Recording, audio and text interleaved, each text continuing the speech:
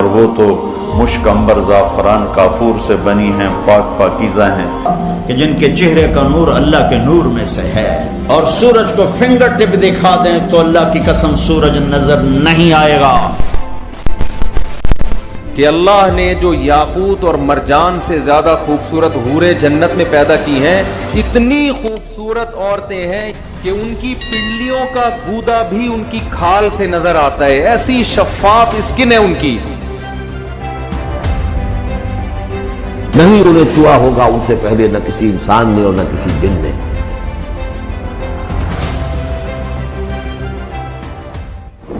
اللہ تبارک تعالیٰ نے ہزاروں قسم کی مخلوقات پیدا فرمائی ہیں تاکہ انسان اس سے مستفید ہو اور خدا کا شکر گزار ہو۔ اس معدنی دنیا کے علاوہ بھی انسان کے لیے اللہ تعالیٰ نے دل بہلا دینے والی مخلوقات کو پیدا فرمایا ہے تاکہ دنیا کی تکلیف، مصائب اور آزمائشوں سے تھکا ہارا انسان جس نے اللہ کے حکم کے آگے اپنی تمام تر خواہشات قربان کر دی، اسے وہ مخلوق بطور انعام دی جائے۔ یہ ایک ایسی مخلوق ہے جو آخرت میں بندہ مومن کے لیے تمام مصائب و آلام کا بدلہ بنے گی۔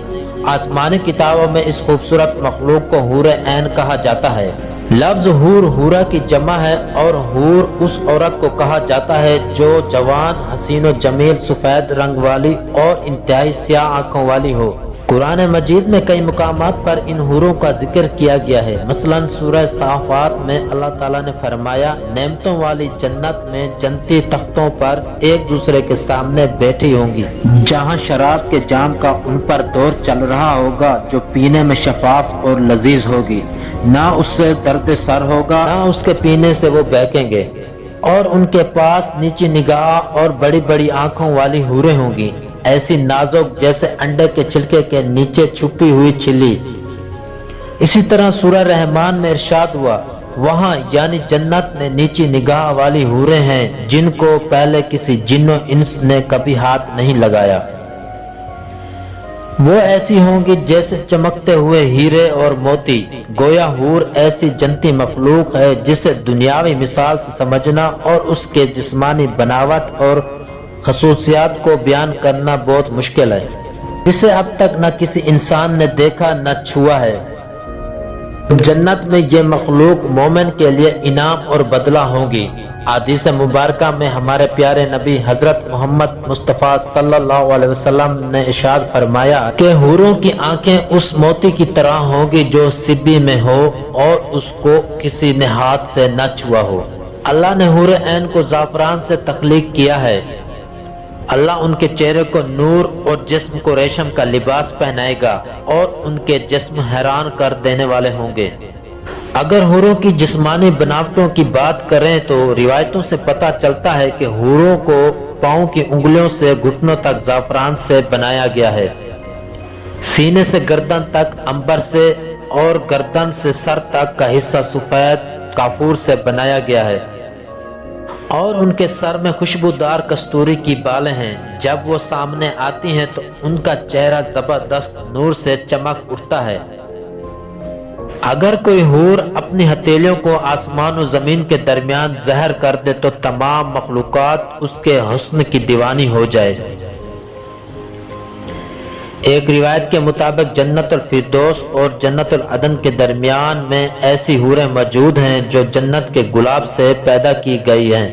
وہ کبھی سوتی نہیں، کبھی حاملہ نہیں ہوگی، نہ انہیں کبھی حیض آتی ہے، نہ وہ کبھی بیمار پڑتی ہیں۔ حوروں کی کئی اقسام اور نسلیں ہیں اور جنت کے الگ الگ درجوں میں مختلف اقسام کی حوریں رہتی ہیں، جیسا کہ حضرت ابن عباس رضی اللہ تعالی عنہ نے فرمایا کہ جنت میں ایک نہر ہے جس کا نام بیدق ہے۔ اس نہر کے نیچے حوریں اگتی ہیں اور خوبصورت آواز میں قرآن پاک کی تلاوت کرتی ہیں اور اللہ کی حمد و ثنا بیان کرتی ہیں۔ جنت میں جنتی جب اس نہر کے پاس پہنچیں گے تو ان حوروں سے ہاتھ ملائیں گے۔ جب مرد کسی حور کی کلائی کو چھوئے گا تو وہ حور اس کے پیچھے پیچھے چل پڑے گی اور اس کی جگہ دوسری حور اگائے گی۔ اسی طرح جنت میں موجود مختلف اقسام کی حوروں کا مختلف جنتی نام ہے۔ مثلا خیرہ اور اینا نامی حور جس کے متعلق روایتوں میں آتا ہے کہ ان کے ارد گرد 70,000 خدمتگار لڑکیاں چلتی ہیں۔ جو پرہیزگار بندوں کو خوب تلاش کرتی پھرتی ہیں۔ حور جنت کی ایک ایسی نعمت ہے جو ادنا سے ادنا جنتی کو عطا کی جائے گی، جیسا کہ حضرت ابن عمر رضی اللہ تعالیٰ عنہ نے بیان کیا کہ ایک ادنا درجے کے جنتی کو بھی 1000 محل دیے جائیں گے، اور ہر 2 محلوں کے درمیان 1000 سال کا فاصلہ ہوگا، ہر محل میں حور عین ہوگی۔ اسی طرح جنت میں ایک درخت ہے جس کے نیچے ابھرے ہوئے چھاتیوں والی حوریں ہیں، وہ وہاں گیت اور نغمے گائیں گی، تو درخت جب یہ آواز سنے گا تو اس کی شاخیں ایک دوسرے سے ٹکرا کر بانسری کی سی آواز پیدا کریں۔ اسی طرح روایتوں کے مطابق جب کوئی جنتی شخص کسی حور سے ہم بستری کرے گا تو اس کی شہوت 70 سالوں تک اس کے جسم میں گردش کرتی رہے گی، جس سے وہ لذت پاتا رہے گا۔ جب وہ حور عین سے خوب صحبت کر لیں گے تو وہ حور دوبارہ پاک اور کنواری ہو جائے گی۔